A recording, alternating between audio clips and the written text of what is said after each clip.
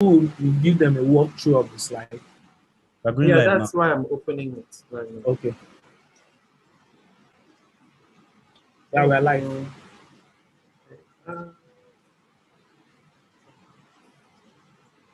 See, you just I think you just passed it. Design process and user research.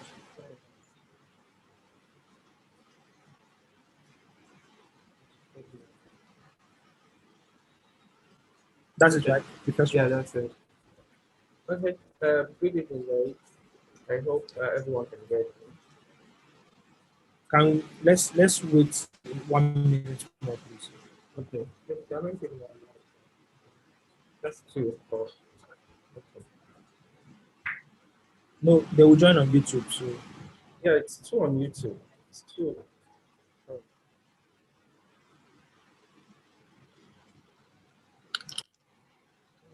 That way.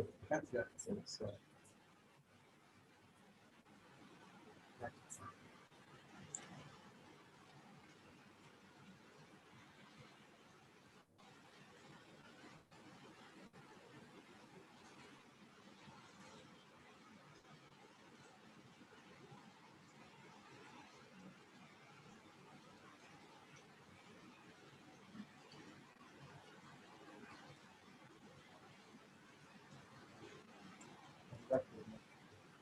okay, you can start, please. Okay, we can start, right?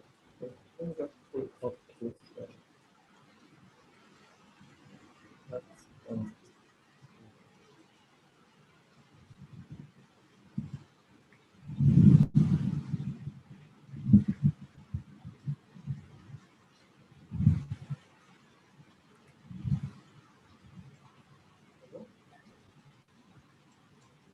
That's, okay, guys. Sorry? Yeah, go ahead. Go ahead. Okay, guys, welcome to tonight's class. It's going to be a very brief one. We'll walk through the task that we have for this week. I know lots of you probably have lots of questions, and we'll do our best to answer most of them and take out whatever roadblocks that you might be having. So give me a minute. I'm trying to go off the problem. Correct. Okay. Okay. So let's go through the slides first of all. Design process and user research is the first one in the design thinking process. So the design thinking process starts with empathy. For the task you have, you need to be able to empathize with your potential users, to be able to figure out where they're having problems or issues in regarding donating clothes. So empathy is the first stage in design process. It can also be called the understand phase. If you're taking online courses, sometimes they call it the understand phase. It allows designers to set aside their bias or assumptions in order to understand the user's pain points, needs, motivations, emotions, and Charles, please, can you speak up a little bit? okay. Is it better now? Yeah, I think it's better. Since okay, so I can go on a bit. Yeah, go on. Okay. Okay, so it allows the designer to basically keep aside whatever they know, whatever they think about the problem, and come with a fresh mind. I think I went through all this in the introduction process. So if you missed that one, I'm going over it again so you can follow. But of course, this will be much more brisk.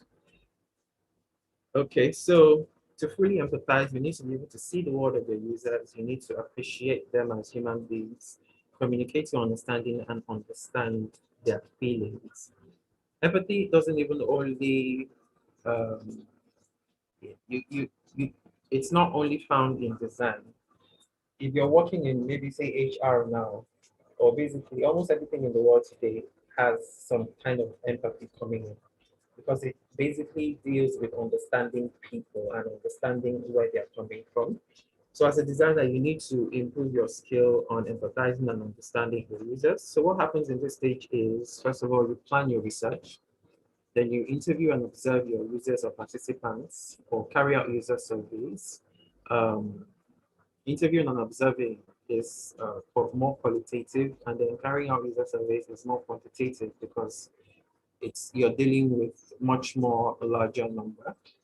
And you body storm as well. But storming is basically you going into the design situation or the problem situation yourself, and feeling exactly what your user is feeling. So it's a form of empathizing. It's a way you can understand your user better as well. And then you need to document findings, especially if after this stage you're going into some kind of job. So once you're doing all this and you're asking people questions, you're asking your stakeholders questions, and there's no way to document it, you're going to end up feeling frustrated at the end of the day, because then what will you work with? Okay. So always make sure that you document, and that's part of what the task is requiring. I want to see a document. We want to see a documentation. So after the empathy stage is defined stage.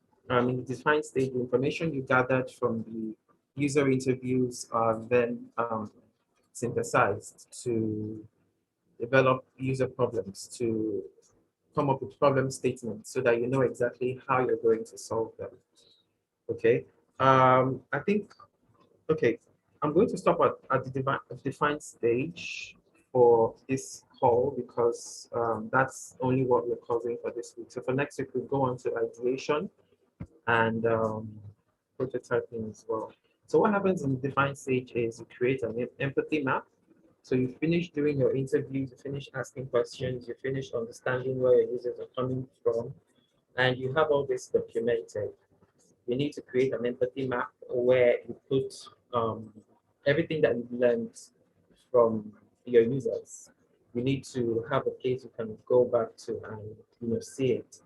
If uh, if you don't have um, if you don't have mirror board, some people might have whiteboard and use sticky notes as well. So it basically just um, putting together everything you've learned from the users into what they thought, what they felt, what they said, and what they did. So, for example, say you're doing in the example I gave in the empathy slide, the one after this one, we were talking about, or I mentioned designing for an online platform where people could go and order for meals. And I mentioned that they wanted to do that because their Gen Z demographic went up 32%, I think.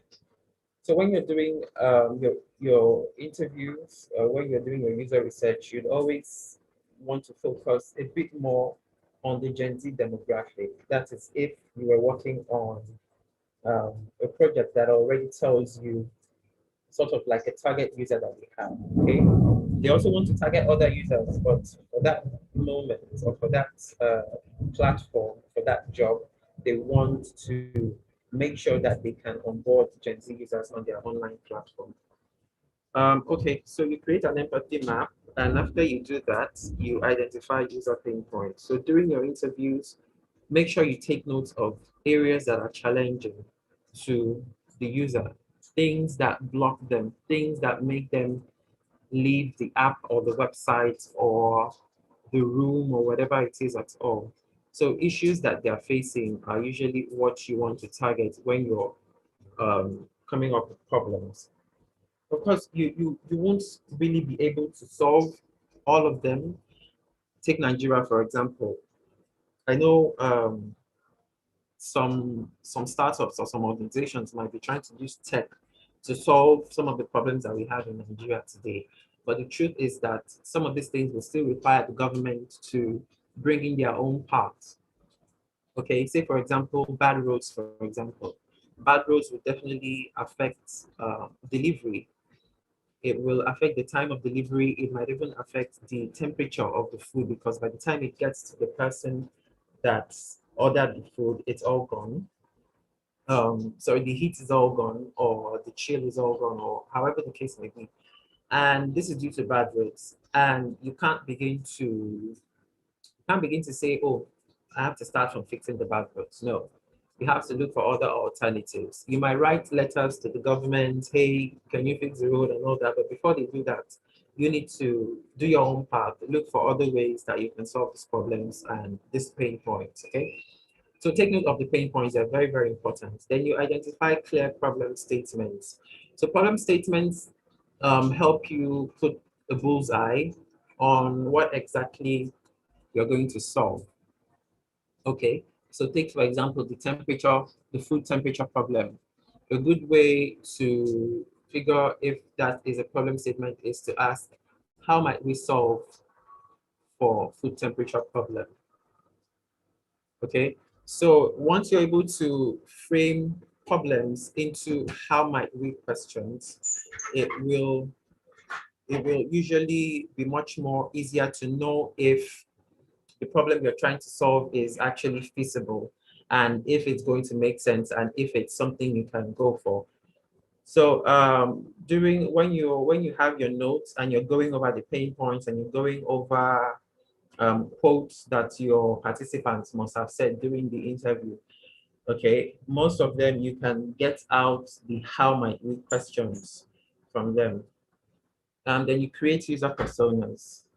So a lot of us, or some people will think that one persona is enough. I think I heard that not too long ago.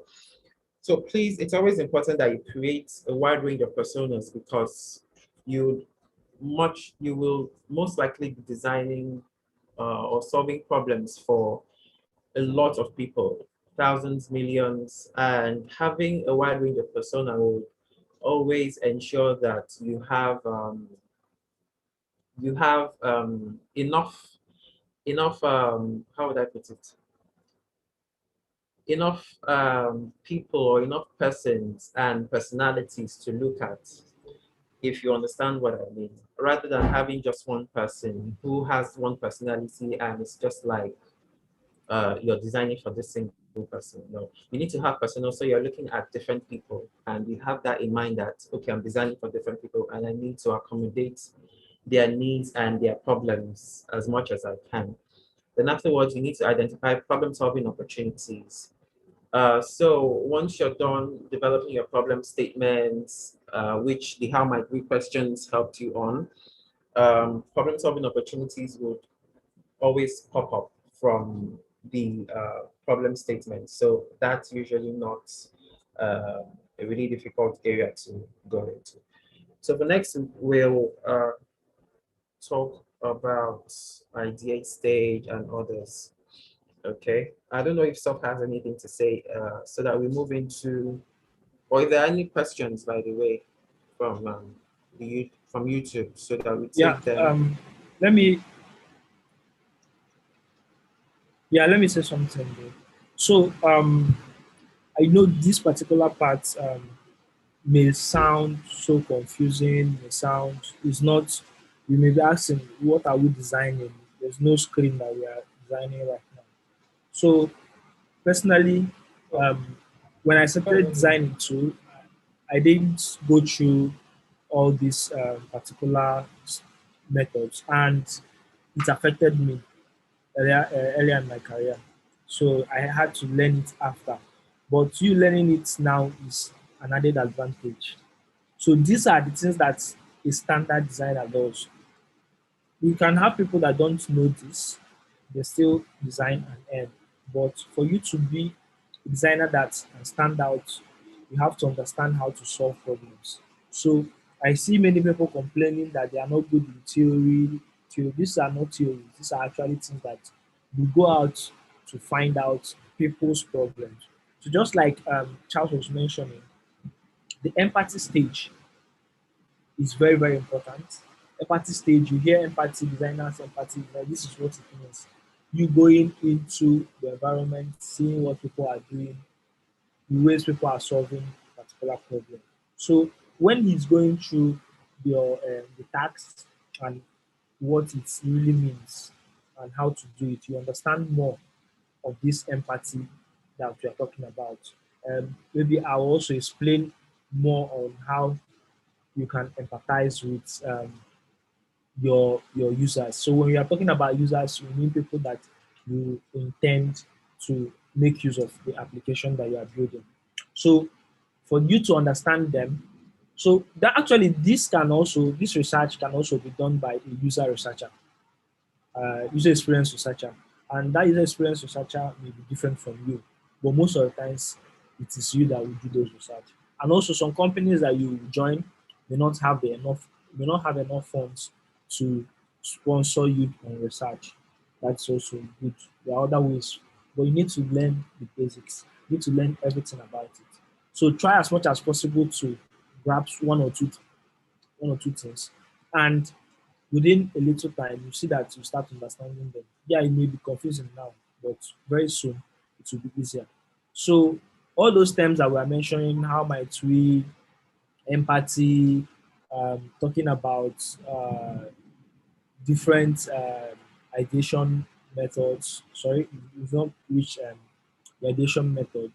We talked about body storming, carrying out surveys, Pinpoints. interviews, pain points. So most of those things, what they actually mean is what you're actually trying to achieve is you have a bias at first.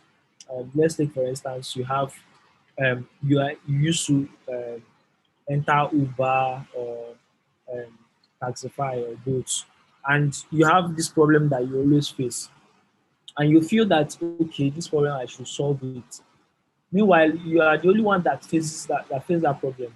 Other people don't know about the problem. So for you to be a good designer, let's say you are automatically employed by Uber, you don't go and start redesigning their app to solve that particular problem that you feel that you are facing. What you should do first is for you to ask users. So one thing you should learn as a social designer is that your problem may not be the problem that the other users have. So that's why you carry out two types of research. Um, there's qualitative, just like you mentioned, there's quantitative. So quantitative is like survey, ask to get a number. Quantitative is more of yes, no. You provide the answers, the options, they don't speak. But for qualitative, it's an interview process. You get down quotes from users, you get down information from them. They will tell you what they feel, how they go around their daily activities. So let's say you are designing that Uber, for example. You ask how do they book their ride, how do they go from point A to B. You may not start with ride. You may say how do they go to work. Then from there you understand what they pass through going to work. Then you try to understand how they have tried to solve that problem. You start thinking as the user. So anything you are designing now, both when you are even creating your persona, just like you mentioned, personas are just a mini summary of a person. So maybe this person works as so and so. This person eats this kind of food. This person buys this kind of clothes. This person wears this kind of shoes. All those things are personas. So they are like personalities. You create different personalities that can use this product. So you actually use different use cases. Say this person is a farmer and maybe this person is a doctor. I know that farmer and doctor will use your product. So those are two edge cases, and you want to create something that a farmer that doesn't know how to read properly will use, and somebody that's a doctor that is well educated can use. So those are the things that you try to understand. So this phase is more about understanding your users and seeing what they really need, right? So Charles will go over the tax, then you can explain further on how to solve more these tax.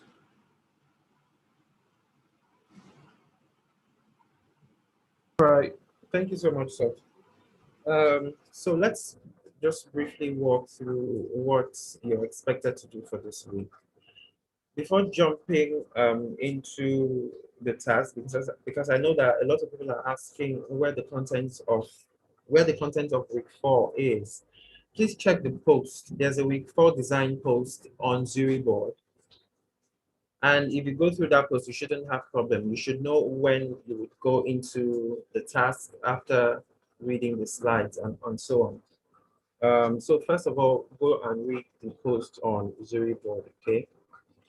And then other questions I've seen are, let's see. So This one would require you to submit a Google slide. There's already a template. So all you need to do is make a copy, click on file here, make a copy of the slide and fill in with your questions before you submit. Same thing for your interview notes as well. And then for the task 3, which involves mirror board. So once you're done creating your mirror board, you're going to take your notes from your interviews into mirror board and create sticky notes. Let me show you an example. Let me go to mirror board.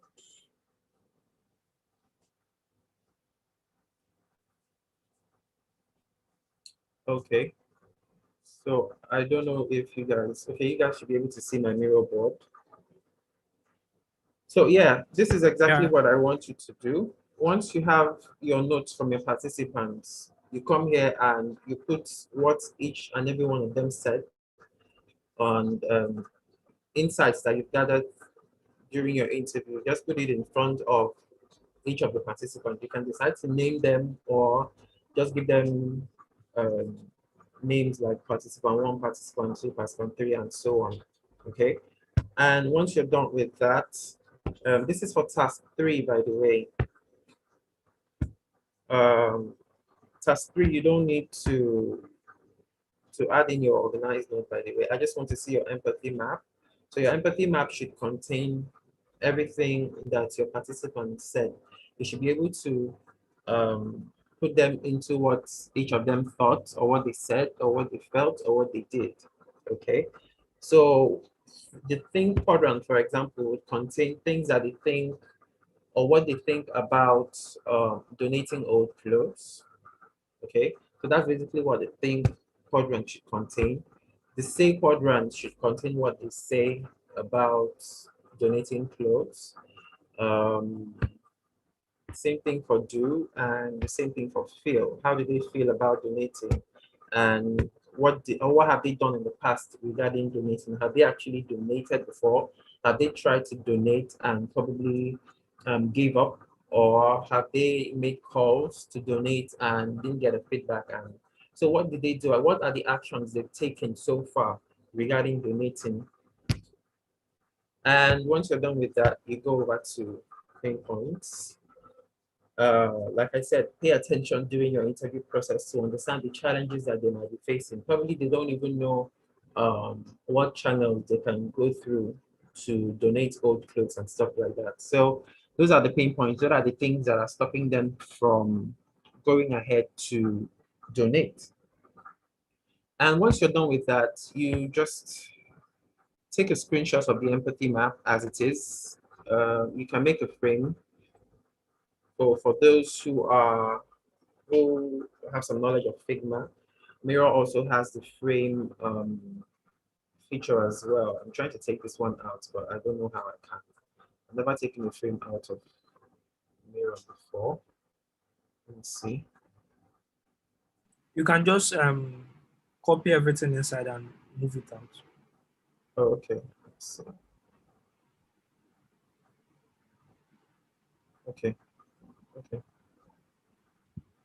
All right. So you can just create a frame around everything here. Once you select everything on your empathy map and you click on more and you can create a frame around it. And once that is done, you click on more again from the options that you have at the top, and you can export as image. So you can export it as a small image if you're using a free account. So once that is done, you do the same for Pinpoint as well. You put a frame around this, or you use a screen grabber. And once that is done and you have the picture files, you create a Google slide and post your pictures on the Google slide, and then you send me a link.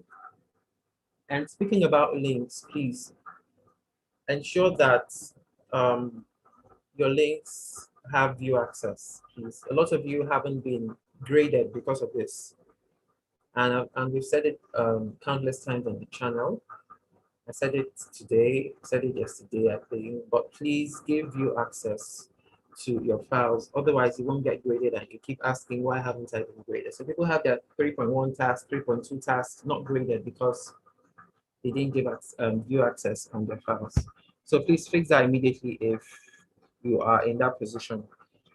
Okay, let me take. Yeah. So Okay, yeah, go on. I want to talk something. So these things I understand. I see repeats. It's I know that it may be confusing, may not really be easy, but we have to do it. So we are not. I am seeing someone asking about empathy map and how it will whether it will be since it's five participants, whether it will be five maps. No. So this sticky note that you see here, as you saw him to when he was scrolling, he had participants one. Charles, can you go to that particular point that you are organizing your this thing, your notes? You have participant one, participant two, participant three, all the participants that gave that interviewed, what they said, important things that they said that are concerning to what you asked them. Their replies to your questions, because you have a script that you have developed to ask them. You write them down, right? After writing them down, after jotting them down, you now um, you now write sticky notes of all their responses. So you now start arranging their responses in teams. So those teams are this scene centers. Let's say the centers around pricing. Everything that someone talks about pricing will be together. Anything that someone talks about, let's say delivery in this particular app will be together. Anything that someone talks about, so that's of affinity mapping though, but those are teaming. So you have to team them together. So when you're talking about empathy map, all the things that they said that they do, and all the things that they said will be in the same section. All the things that they did not say that they say it, but it shows how they feel about that particular thing. Maybe someone says, "I don't like donating clothes because of they give a reason." That will be in how they feel, because that's what they feel that made them not to want to donate clothes. Also, what they actually sometimes what they say is different from what they. In fact, most times what they say is different from what they do and what they think. All of them are different. So you are the one that will now say, okay, this is worthy to be in the think section, this is worthy to be in the feel section, this is worthy to be in the say, and this is worthy to be in the do. So all those things that you are classifying, you are going to when you start designing, you are going to look back at what they say and what they do to make you to inform your decision. Like, am I going to add this particular? Because what you are boiling down to is things that you add in your app and how you build your app. Like someone may say that he's being stressed, his card is being asked to use to donate physically, that he wants to be donating online.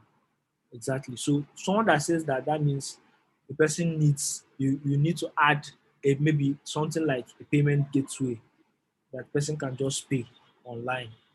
Something like that is what will influence your decisions. So you don't just design anything and say, okay, they will do this, the users will do this, user will do that, without asking the users what they really want. So this is how you find out what they really want. And when you ask these questions, you try to jot them out, you try to arrange them into notes, and try to organize them. Which by the time that you do this once or twice, you get a hang of it. Yeah. So Charles. Yeah, thank you so much. So thank you for that. So yeah, that's that on that. Also, I noticed in the submission so far regarding the interview notes that most of you are not filling up the quadrants that are by the right. So please also fill that up. Not only the text fields that are there, please fill the quadrants up as well with the C fill and the rest. Okay, and for the deadline, let me touch on that. I've been trying to fix that, but I'm sorry, I haven't been able to because errors and all that on Zero board. So I would employ you to please work with deadline. I would have moved everything to the 17th, but unfortunately I can't. Okay. Moving on. So I'm taking questions from the thread that from my post on the design channel. And Okay, I want to say something on the deadline. I want to say something on the deadline. So we understand that it's going to be difficult, right? So keep on working on it. Keep on working on the assignments and the tasks. Try to meet the deadline. Uh, so if you don't meet the deadline, then we'll know how many people that did not meet the deadline. Then we'll use it to know yeah, whether it will be extended. But try as much as possible to meet the deadline. yeah, 2 we'll figure days, out yeah, what to do. but we try. Just try. 2 days, yeah.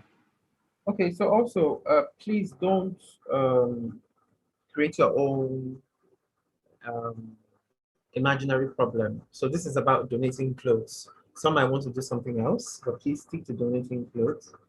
At least two of your interviews should be in person so that you can observe so that you can observe the person's countenance or behavior or stuff like that. Um, so let me take more questions. Yeah, If you so have, by in person, sorry, Charles. So by in person, it mustn't be that you be face to face with the person. You can use Zoom to conduct those interviews and maybe tell the person to put on their video and you watch their reactions when answering any of your questions. So that can also work. yeah, thank you. Um, going through, so give me a minute. Um, let's see. So I generally just hope that everyone knows how to go about the task right. The problem is that World Citizen wants you to build a platform where people can donate clothes. Okay. I see a lot of people posting screens on the channel, and I'm like, that's just one side of design. The main side of design is actually understanding your users and making sure that what you're putting on your app screen or your website or whatever it is will be beneficial to your users at the end of the day. Because if you make beautiful screens and beautiful dashboards and no one uses it, it has just gone to waste like that. And that is what this process should always help you um, curtail. It should always help you prevent situations like that. Okay. So if you're able to go through this empathy and defining process well and do well, you'd be improving your skills in user research and UX design generally. Okay. Um, okay, so I think that's all. If there are questions, please Yeah, post them there are in the questions on YouTube. you. There are questions on YouTube, so I will read out some of them that we've not taken already. So Queenie was asking about ungraded tags due to accessibility of the URL. There is no option of resubmitting. So how do we know if we fall into such categories? So In I a, think okay, you can take that. no, I don't quite understand. Inaccessibility of what URL exactly? Maybe those that did not make their URL accessible, they cannot resubmit. Oh, And if how you will didn't they make, know that? Yeah. yeah, well, if they didn't make it accessible, they can, and they have not been graded, they can make it accessible. Okay. I So think I Queen, personally skipped submissions that didn't have view access, so they can always fix that. yeah. So try and look at it. For those complaining that their tags have not been graded, all tags that are not graded are still on the board. They have not disappeared. They will be graded. Um, the issue is that most imagine that you are grading a tax and the 10 tax that you are grading, all of them are not, you don't have any access. You can't view them. you maybe get tired and say maybe you announce on Slack, everybody go and open your link so that we can grade. So that's mostly the problem. So you can't really grade if the tags are not open. So try and open it. Everybody will be graded. That's sure. Yeah. So yeah, so I think we've answered the other questions. The other question about please, okay, for those of us that have already done this task and submitted 2 days ago before this video, and we didn't use some of the steps we are just suggesting now. You did the task 2 days ago, submitted. Okay, so yeah, you submitted, we'll grade you on that. But make sure you're learning along the process. That's the main thing. You can redo on your own, yes, and see the difference between what you did earlier and what you are doing right now. Okay. Let me see another question. For 4.2, nobody's explaining 4.2 again. If you don't understand anything, just go back to the video.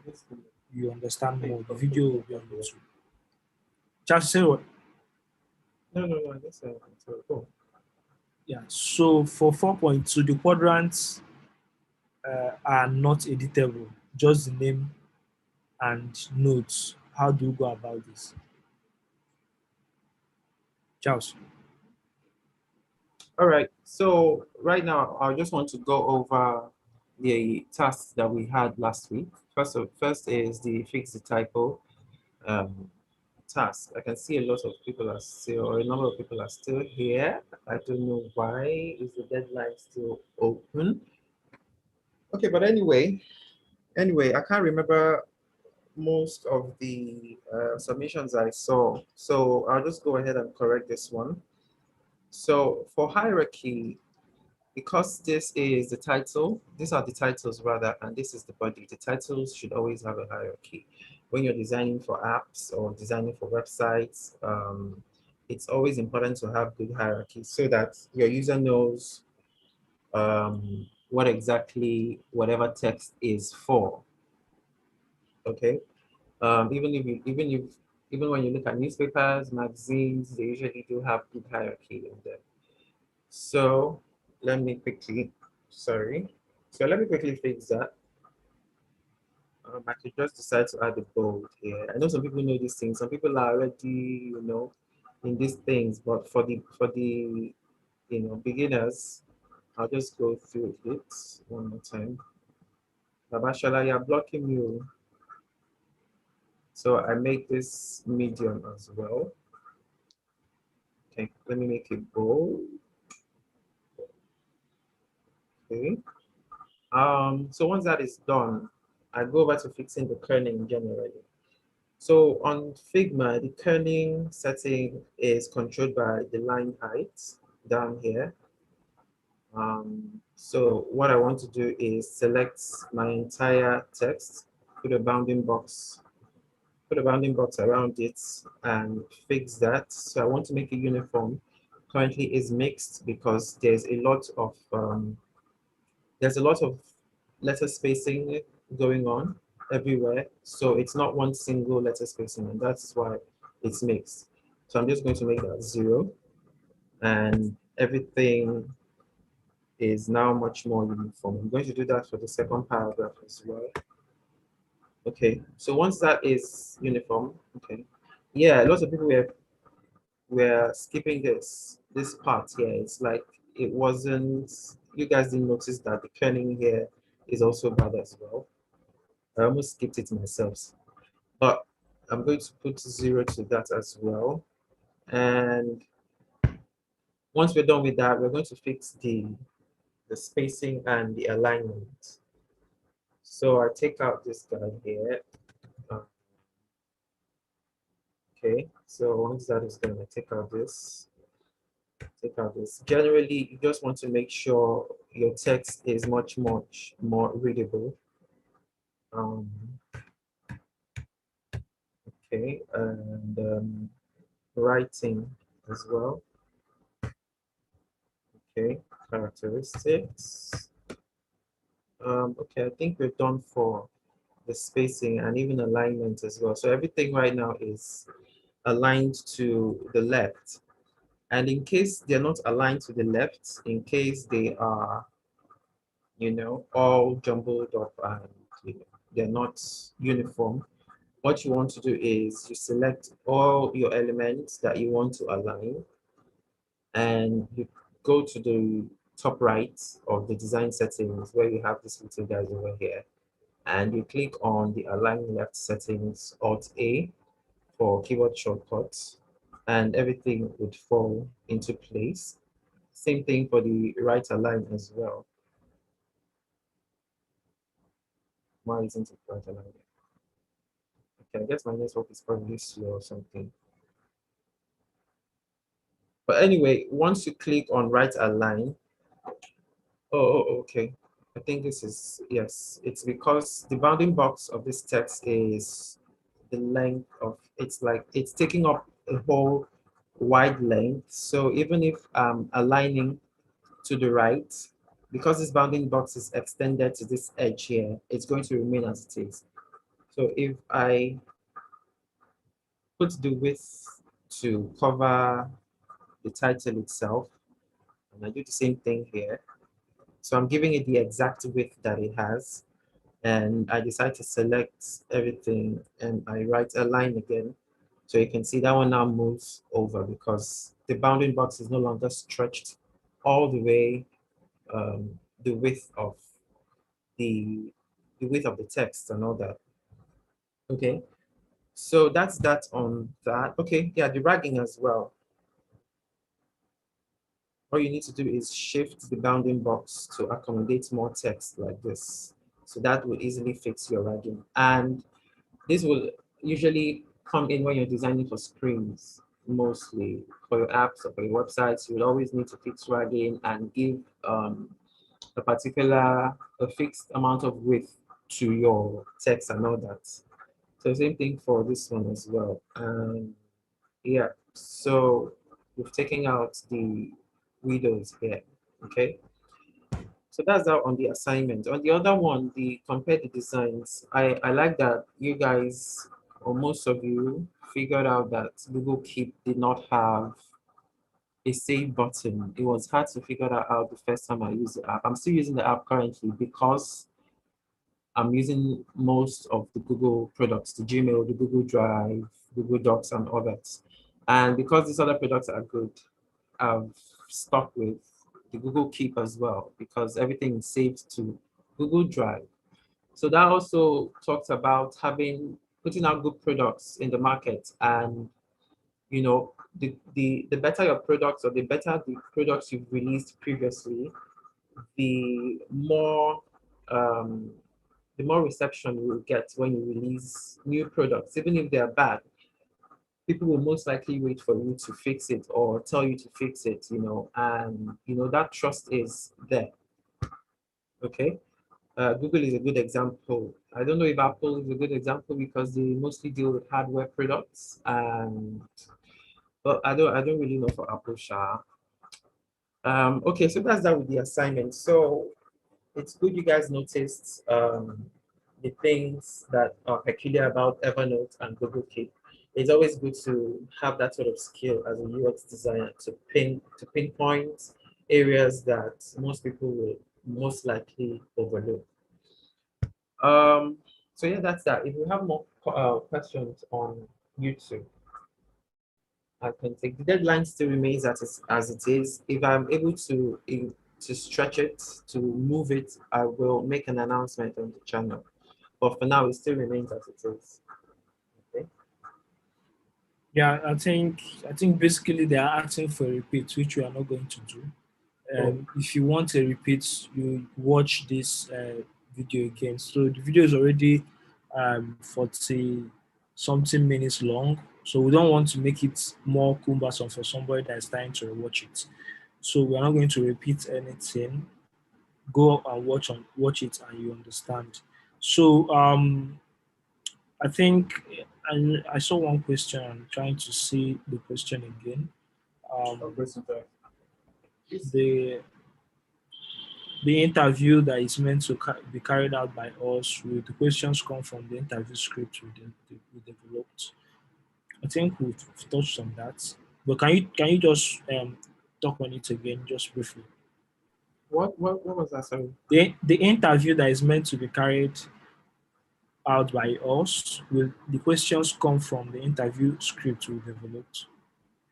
Yes. That's why you have a template, and that's why when you're going into interviewing, you should have a template. You should, of course, introduce yourself. I think I mentioned that you need to introduce yourself, tell your participants why you're carrying out this interview, and tell them the things that you'll be doing during this interview so that they're not taken unawares. Okay, so your interview script should guide you in so that you're not missing out anything. And also during your interview, it's not bad if you deviate a bit or go off track, in the sense that you might have questions coming out of previous questions that we've asked. Okay, so a question might lead to another question. So it's always that's always a good thing, but make sure that the questions that you have prepared in your interview scripts, you go through all of them. Yeah, I think there's an interview script in the course content stuff, which is very similar to what they're doing. So yeah, your interview script should be Yeah. quite similar as well. So that's that on that.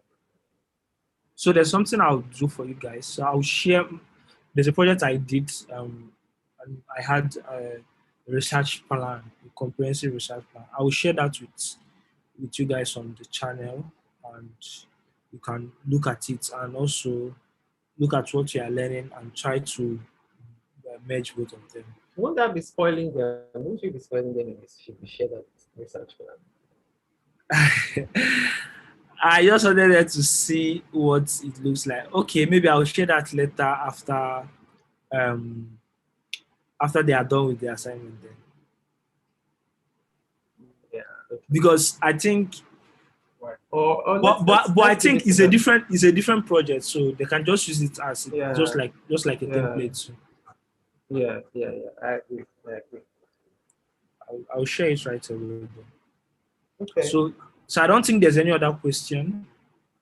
I don't Um, think there's any other question there are questions there, but most of them are what we've talked about. So they can rewatch the video and see for themselves. yeah. You can always Google as well for areas that you might need assistance in case we're not available. Like someone is asking the interview, there's no introduction script. If you check, if you Google, you could see introduction script. It doesn't even have to be UX related. It could be just, uh, it could be an interview about anything outside UX, but the introduction part is important. I don't know if I shared a link to in the content, but Uh, I think I'll share one after the call. So. I'm sharing one that's this and it has an interview an Oh, introduction. okay. Brilliant. Yeah, so I think that will be the end of this particular session. We've actually stretched it more than we expected. We'll also do another session tomorrow or next house. Yeah, on Friday. Friday. Friday. Okay. That would be the design session with Mark. So people who love Figma can come in. So yeah, thank you everyone for joining. Um, it's been nice having you guys around. Um, yeah. So any other question that you have, you can drop them on Slack, and we'll Wait, deal with it. sorry, Okay. but Yeah. Go one ahead. more thing. People are asking about the quadrants, not in the detail. You should create your quadrants yourself. Everything you're doing on Mirrorboard, What? you're doing it yourself. The Yeah. empathy map. Oh, okay. I think the ones on probably the ones on the Google slide I shared. Okay, I'll look at that. But if that's not what you mean, you'll be creating your empathy map on Mirror. But I'll look at the ones on the Google slide to see if they're editable. Okay. All right, so I think we're done. Okay. So thank Yeah. you guys. We'll see you when we see you. It's not it's not M-A-R-K, Marco. It's M-A-R-C, so it's not that Mark you're thinking. No. All right, so we'll see you guys on Slack. Thank you for coming out and have fun. Have fun interviewing.